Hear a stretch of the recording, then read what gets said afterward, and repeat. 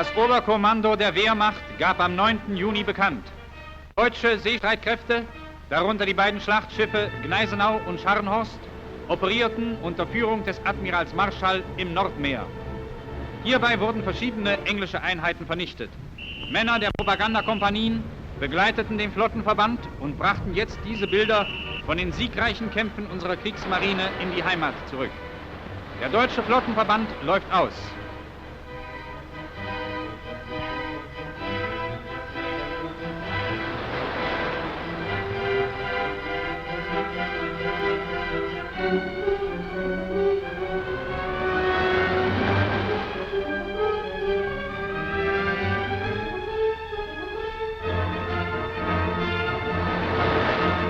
Die Schlachtschiffe Gneisenau und Scharnhorst folgen einander in Kiellinie. Mit 26.000 Tonnen sind sie zurzeit unsere stärksten Schiffe. Je 9 28 cm Geschütze auf Drillingstürme verteilt sind ihre wirkungsvollsten Waffen. Eine Treibmine wird durch Flakbeschuss unschädlich gemacht.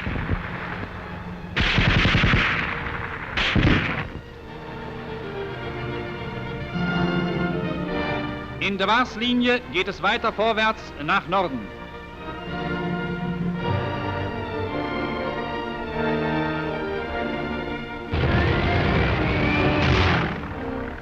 Aufklärer werden von den Schlachtschiffen katapultiert.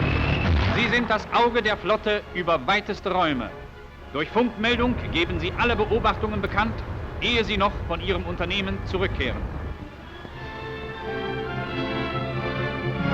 Befehl an einen schweren Kreuzer: entlassen für Sonderaufgabe.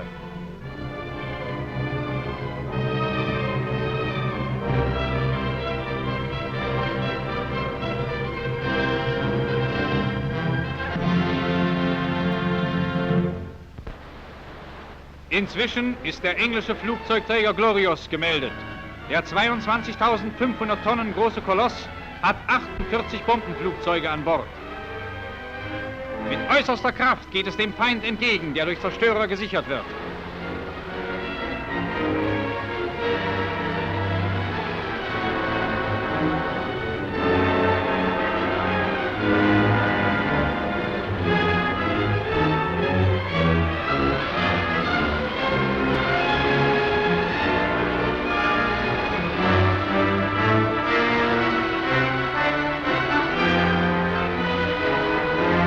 Volle Beute ist erkannt. Unsere Schlachtschiffe eröffnen das Feuer auf die Glorious.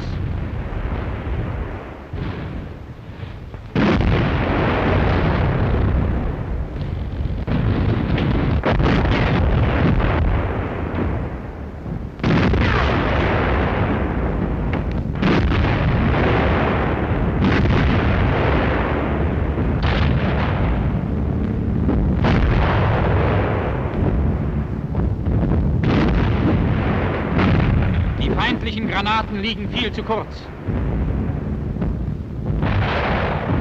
Breitseite auf Breitseite jagt aus den Rohren. Die Glorious ist bereits schwer getroffen. Die englischen Zerstörer versuchen, den Flugzeugträger einzunebeln und damit der Sicht zu entziehen. Vergebens. Der Feind wird nicht mehr losgelassen. Immer wieder überschüttet Schnellfeuer schwersten Kalibers den Gegner.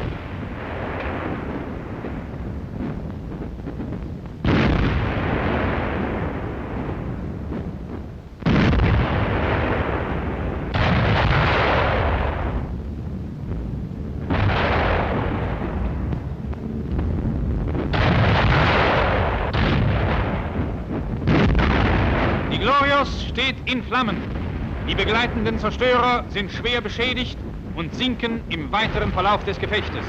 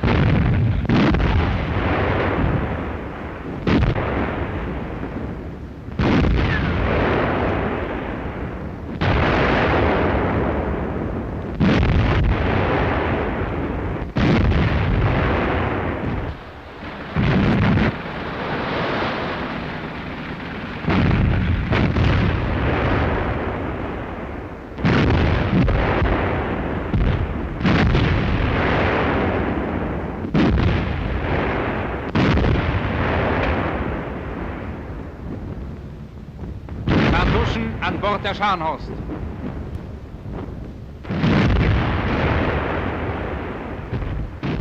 Es war ein heißer Kampf und der Gegner wehrte sich verzweifelt. Der Sieg aber war unser.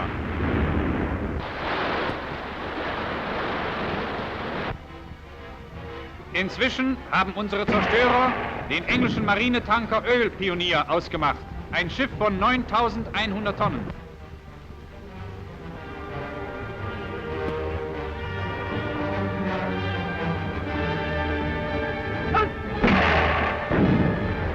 Ein kurzer Artilleriekampf leitet hier das Gefecht ein. Dann ein wohlgezielter Torpedoschuss und auch der Ölpionier ist erledigt. Die schiffbrüchige Besatzung wird von unseren Zerstörern an Bord genommen.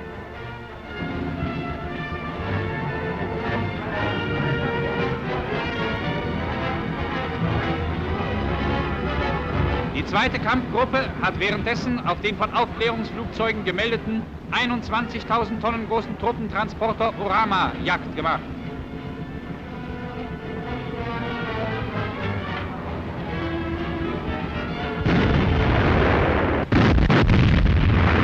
Ein paar Breitseiten genügen und das Schicksal des Schiffes ist besiegelt.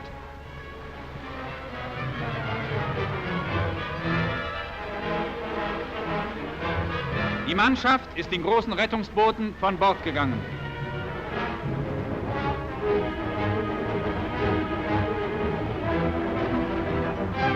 Brennend sinkt die Orama in die Tiefe.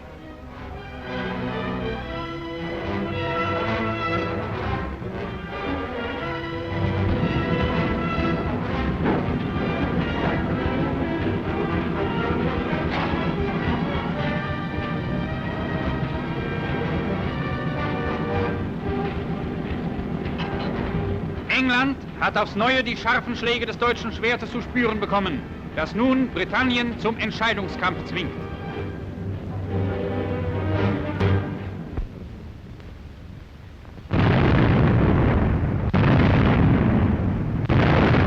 Am Tage der Einnahme von Paris meldete der deutsche Wehrmachtbericht den Beginn des Frontalangriffes auf die Maginot-Linie am linken Flügel der deutschen Front. Im Morgengrauen dieses Tages wurde Frankreichs mächtigstes Verteidigungswerk, das für alle Zeiten ein unüberwindlicher Schutzwall gegen Deutschland sein sollte, mit einem gewaltigen Granathagel überschüttet. Fluggeschwader aller Art greifen in den Kampf ein.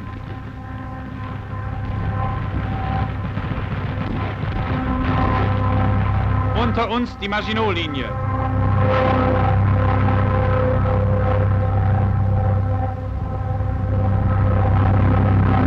Ein großes Werk wird bombardiert.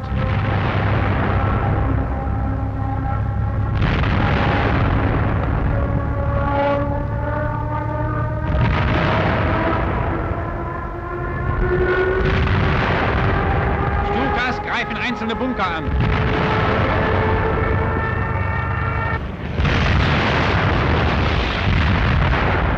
Volltreffer.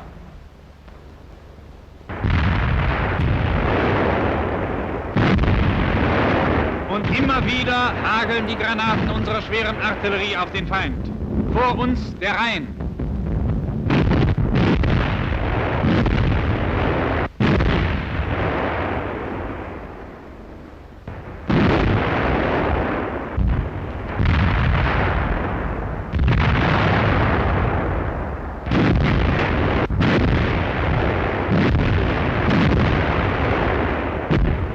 Im Schutz des schwersten Trommelfeuers bereitet die Infanterie den Übergang über den Rhein vor. Der erste Floßsack geht hinüber. Mit eiserner Ruhe führen die deutschen Infanteristen ihre Aufgabe durch.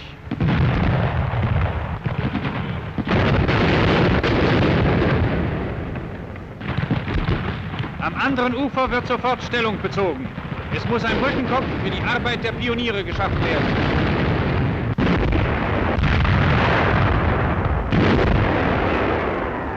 Ein schwerer Granatwerfer.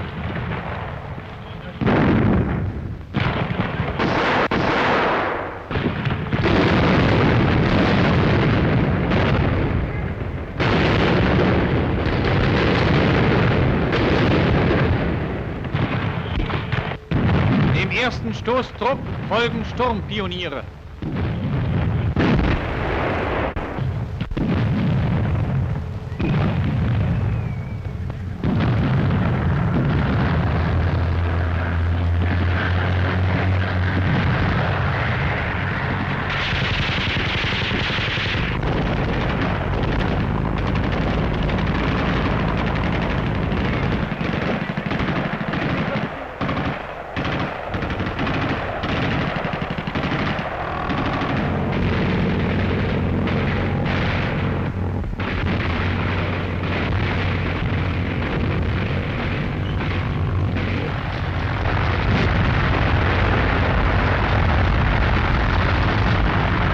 Pioniere sind heran. Mit ihren Flammenwerfern sollen sie die Panzerwerke ausräuchern.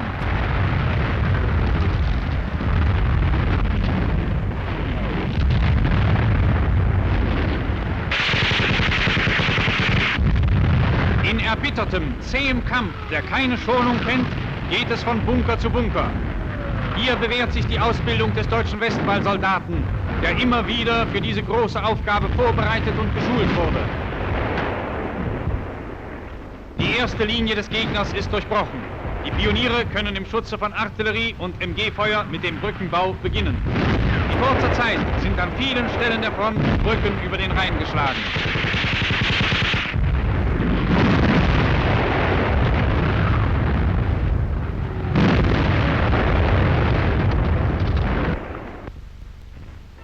Das waren die Bunker der Maginot-Linie hart am Rhein.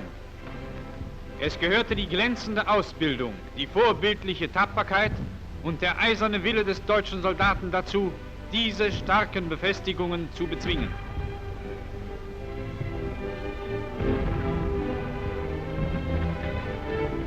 Schon rollen wieder Nachschub und Reserven über die Pontonbrücke.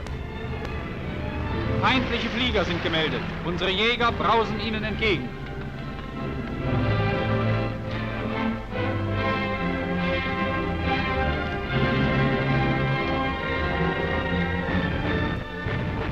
Flak übernimmt den unmittelbaren Schutz der Brücke. Die Gegner haben sich im Luftkampf verbissen. Immer wieder greifen unsere Jäger an.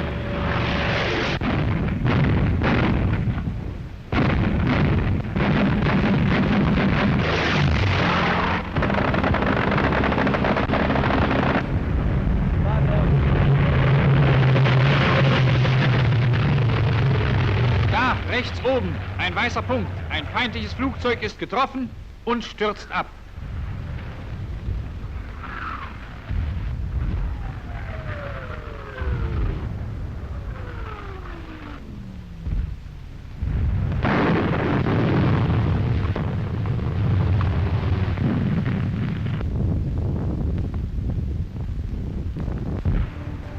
Straßburg, die alte deutsche Stadt, ist wieder in deutscher Hand.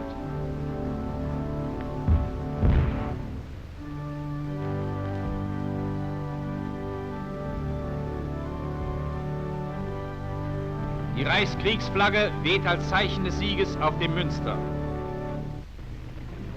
Durch die Vorstädte hindurch rücken unsere Kolonnen immer weiter vor.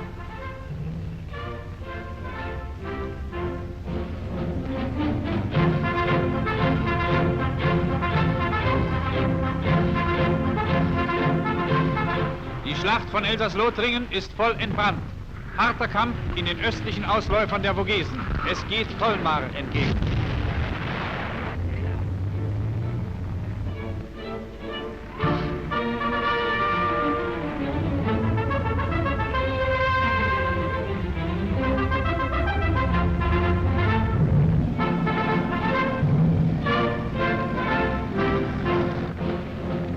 Auch diese urdeutsche Stadt ist endlich wieder von der französischen Herrschaft befreit.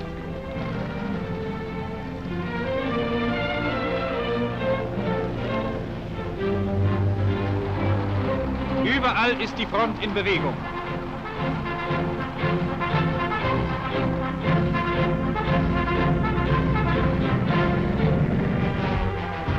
Vor Metz haben die geschlagenen Franzosen noch im letzten Augenblick ein Öllager in Brand gesetzt.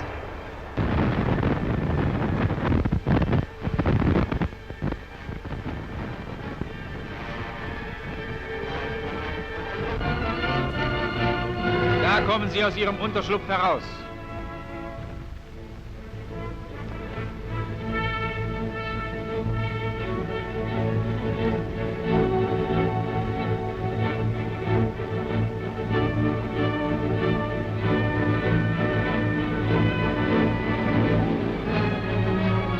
Einmarsch in Metz.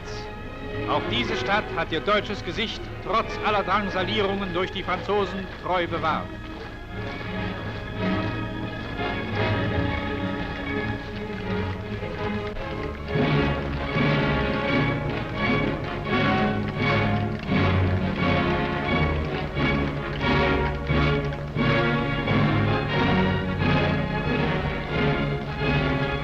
Immer wieder grüßen unvergängliche Werke deutscher Gotik auf unsere Soldaten herab.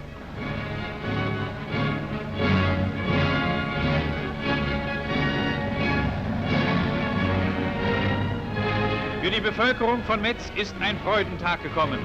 Eine neue, bessere Zeit bricht an. An der Nordfront nähern sich unsere Truppen der Festung Verdun, dem blutigsten Schlachtfeld des Weltkrieges.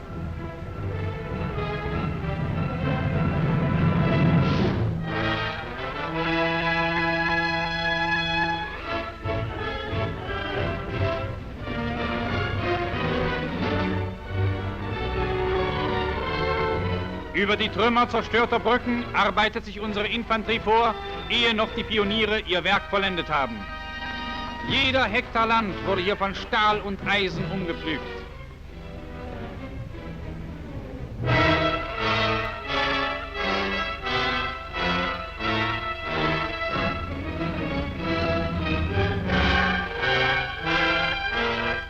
Verdun von 1940 ist ein Ruhmesblatt des deutschen Infanteristen, der hier die Hauptlast des Kampfes zu tragen hatte und diese gewaltige Festung, die im Weltkriege unbesiegt blieb, im Sturm eroberte.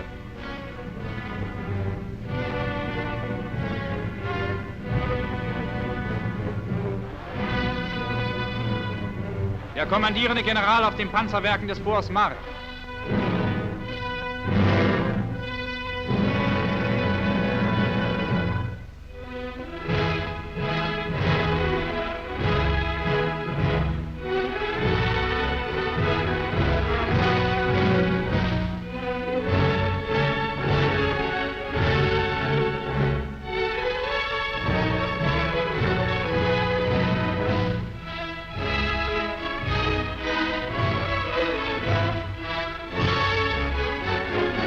In Verdun, zum Ruhme des ewigen Frankreichs.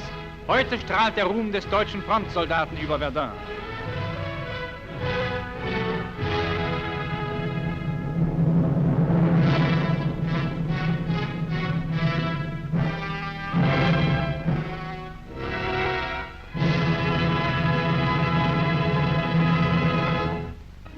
Das französische Siegesdenkmal trägt jetzt die Reichskriegsflagge.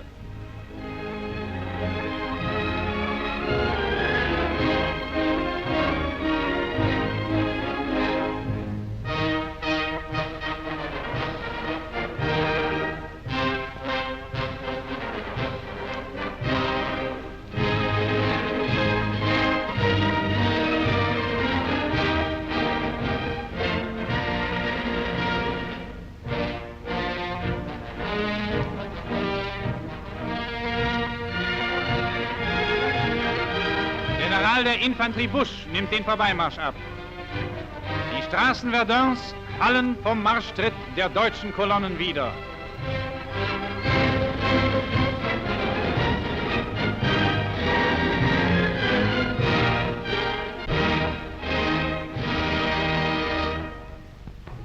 Am 22. Juni kapitulieren die französischen Armeen in der Maginot-Linie. Die große Schlacht in Elsass-Lothringen, in deren Mittelpunkt die Zerschlagung dieser starken Befestigungslinie stand, ist damit siegreich beendet. 3 Armeeführer und 500.000 Soldaten gerieten in deutsche Gefangenschaft.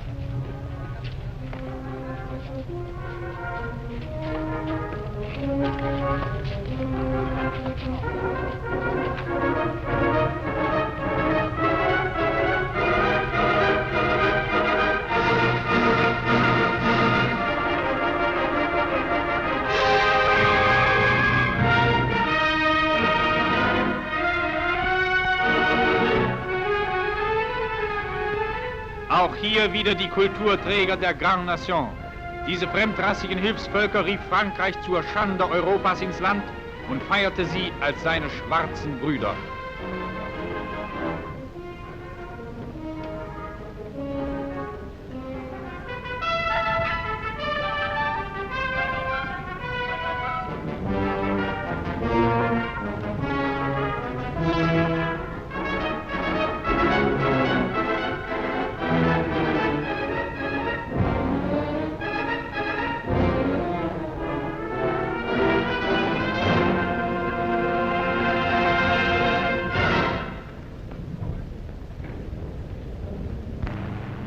Inzwischen sind die Operationen an der Loire-Front in reine Verfolgungskämpfe übergegangen.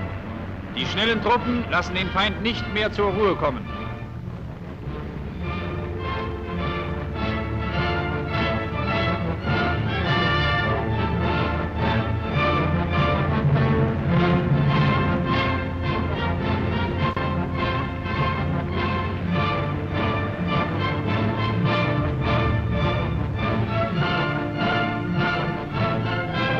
Eine Panzerkampfwagenabteilung sammelt sich zu neuem Einsatz.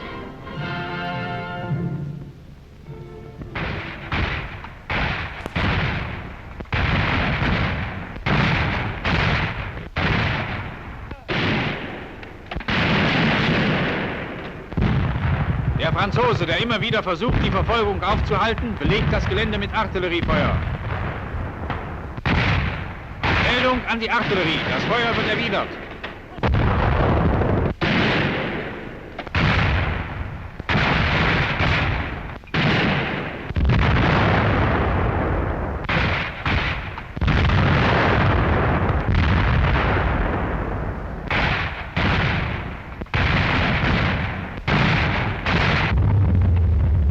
Die Panzer gehen zum Angriff vor. Das feindliche Widerstandsnest muss ausgeräuchert werden.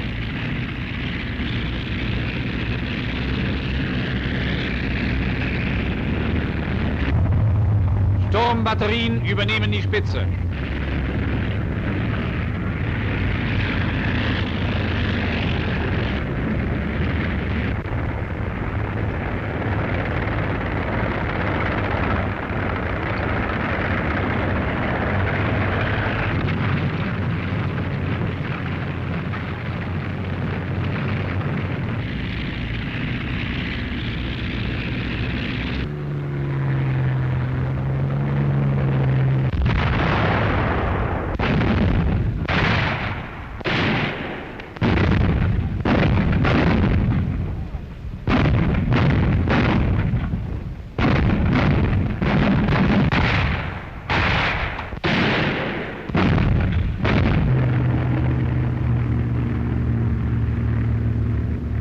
Der feindliche Widerstand ist in zähem Kampf schnell gebrochen.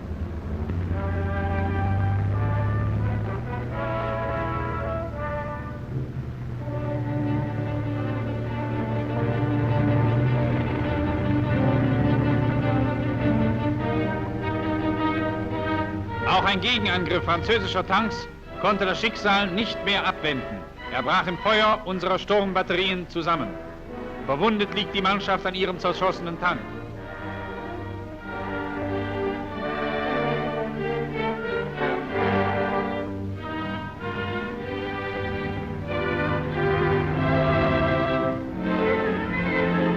Die Reste in Brand geschossener Kampfwagen werden untersucht.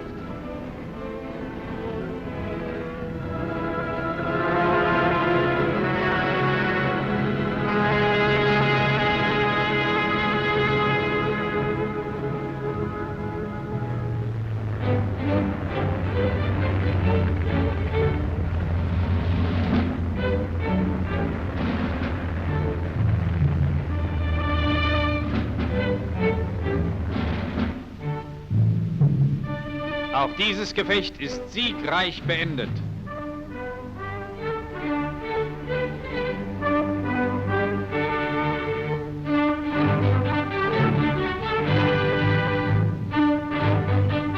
Infanteristen und Panzermänner finden sich zur wohlverdienten Rast zusammen.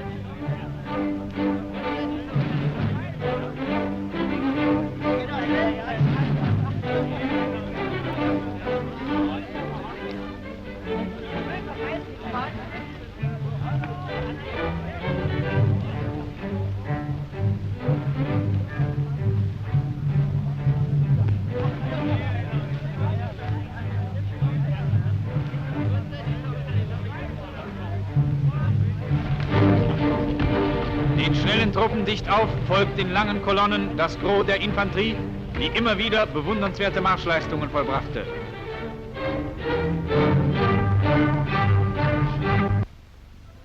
Der Führer mit seinen Generälen im Hauptquartier.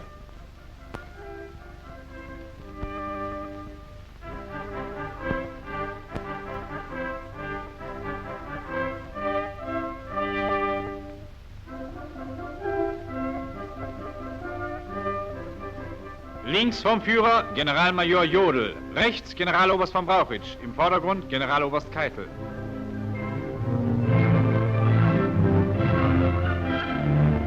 Großadmiral Raeder.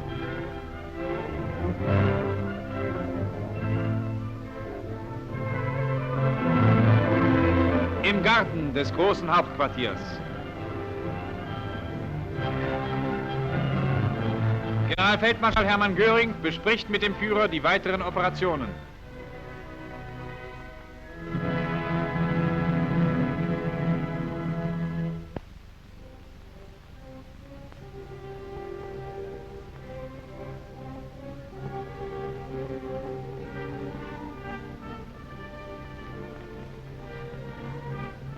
Der Führer im Kreise seiner Mitarbeiter.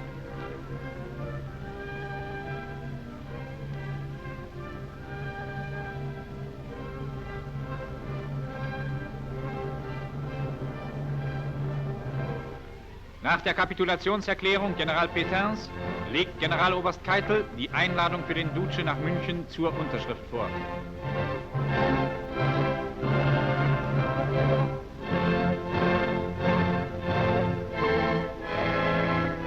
Ein geschichtlicher Sieg ist errungen. Frankreichs Armeen sind zerschlagen.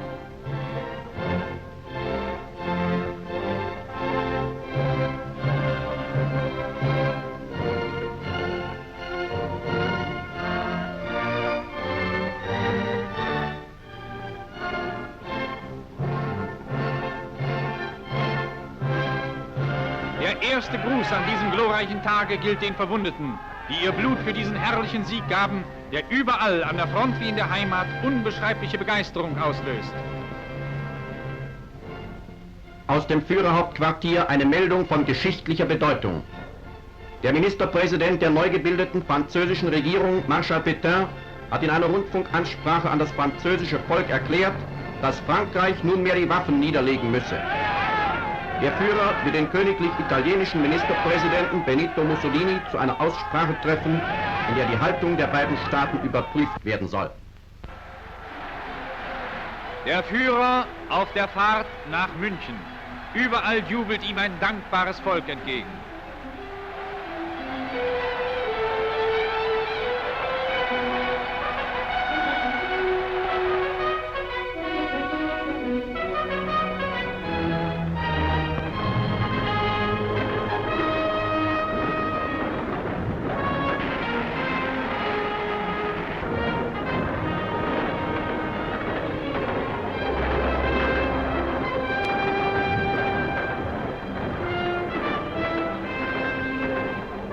München ist erreicht.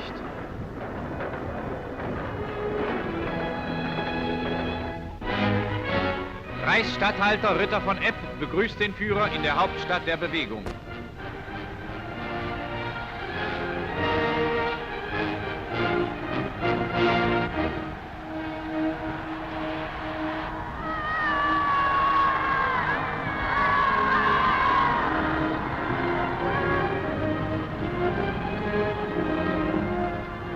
Wenig später trifft der Duce ein.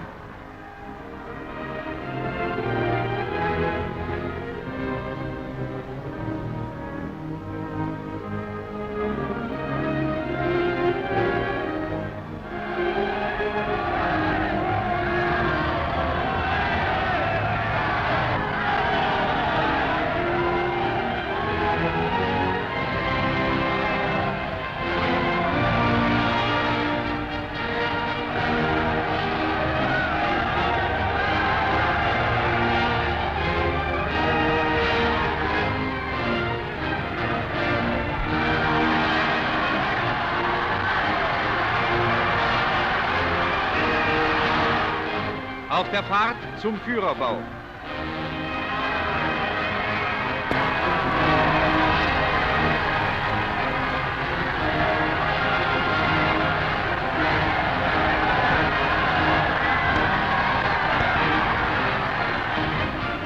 Begeisterung der Münchner kennt keine Grenzen.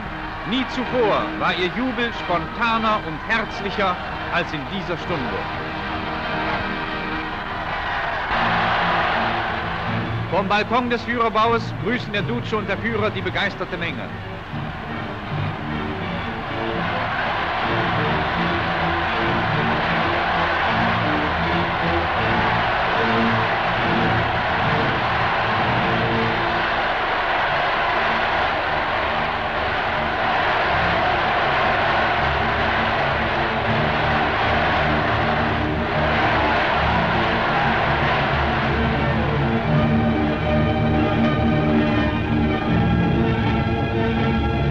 In der folgenden Aussprache einigten sich der Führer und der Duce über die Stellungnahme der beiden verbündeten Regierungen zu dem französischen Waffenstillstandsgesuch.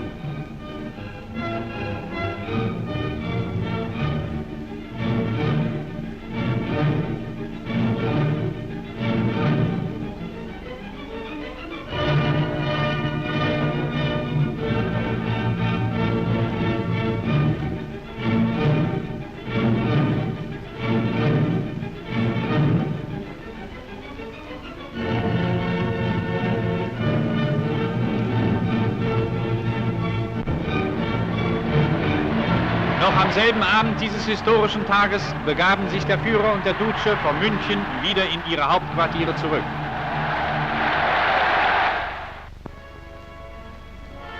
Am Grabmal des unbekannten Soldaten in Paris. Deutsche Offiziere erweisen dem gefallenen Gegner, der sich tapfer schlug, die Ehrenbezeugung.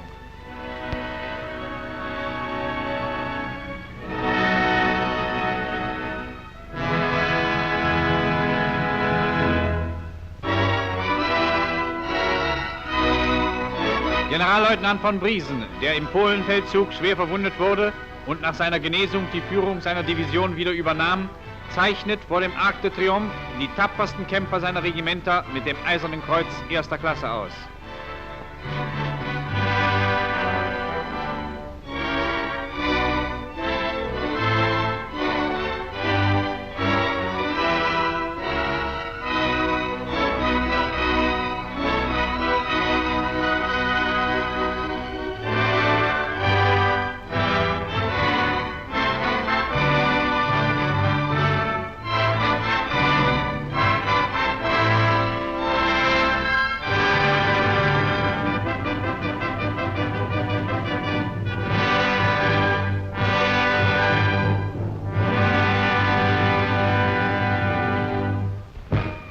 Eine Parade über die Avenue Foch beschließt diese Stunde der Ehrung.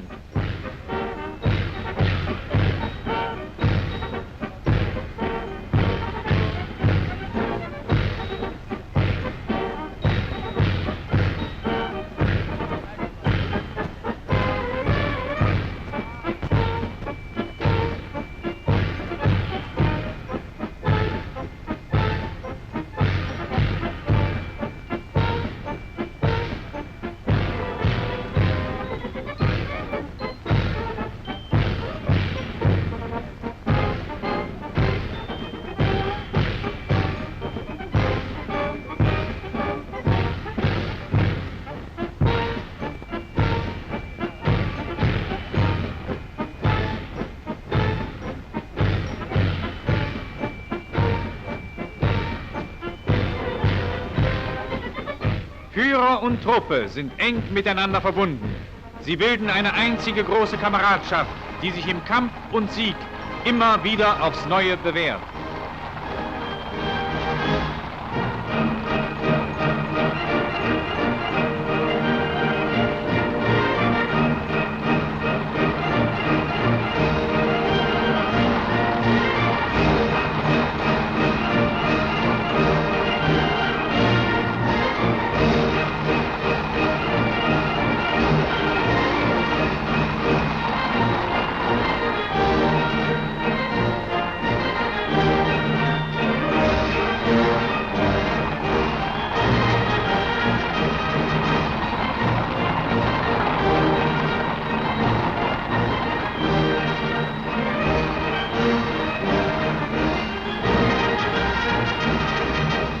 Der 21. Juni, Tag von Compiègne. Das Denkmal gallischen Hochmuts wird mit der Reichskriegsflagge bedeckt. Die Ehrenkompanie marschiert auf. In der Mitte des Platzes der Wagen des Marschall Foch, in dem die Verhandlungen vom 11. November 1918 stattfanden. Hier sollen nun auch die Waffenstillstandsverhandlungen vom Juni 1940 wieder stattfinden.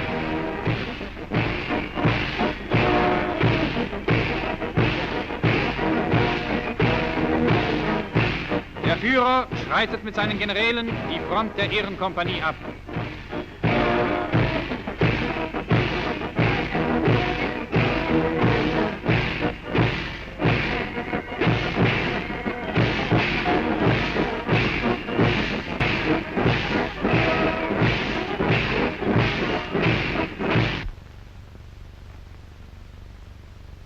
Vor dem Foch-Denkmal.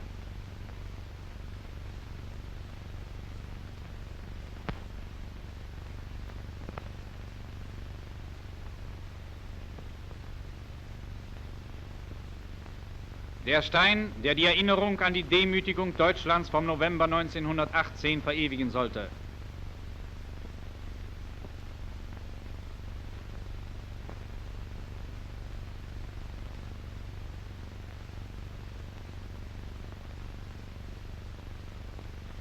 Der Führer begibt sich in den Verhandlungswagen.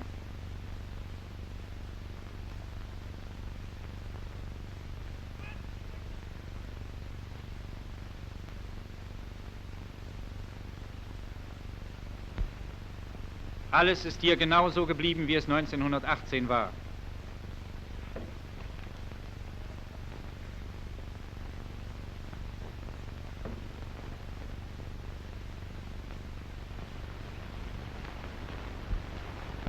Die französische Delegation erscheint. An ihrer Spitze General Hunziger.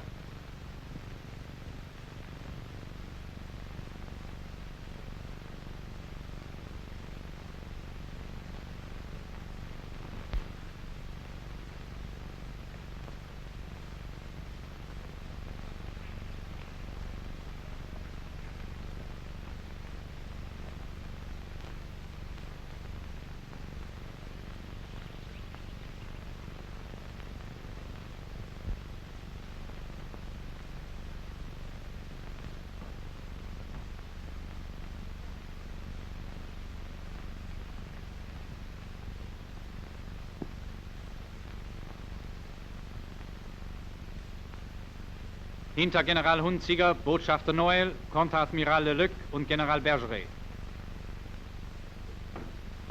Im Auftrage des Führers verliest Generaloberst Keitel die Präambel zu den Waffenstillstandsbedingungen. Der Zweck der deutschen Forderungen ist es, so heißt es darin, erstens, eine Wiederaufnahme des Kampfes zu verhindern. Zweitens, Deutschland alle Sicherheiten zu bieten für die ihm auferzwungene Weiterführung des Krieges gegen England, sowie drittens, die Voraussetzungen zu schaffen für die Gestaltung eines neuen Friedens, dessen wesentlicher Inhalt die Wiedergutmachung des dem Deutschen Reich selbst mit Gewalt angetanen Unrechts sein wird.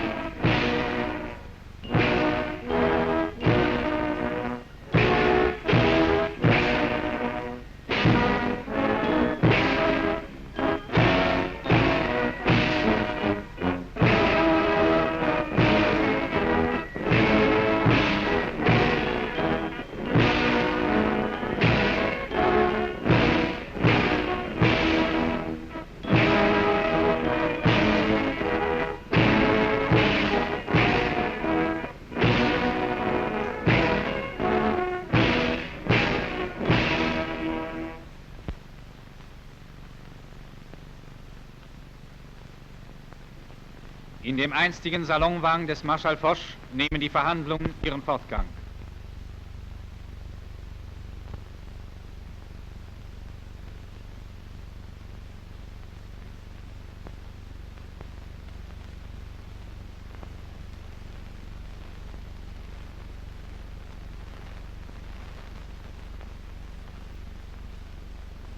Nachdem die französische Delegation die Waffenstillstandsbedingungen zur Kenntnis genommen hat, begibt sie sich in das Zelt, um sich mit ihrer Regierung in Bordeaux in Verbindung zu setzen und deren Zustimmung einzuholen.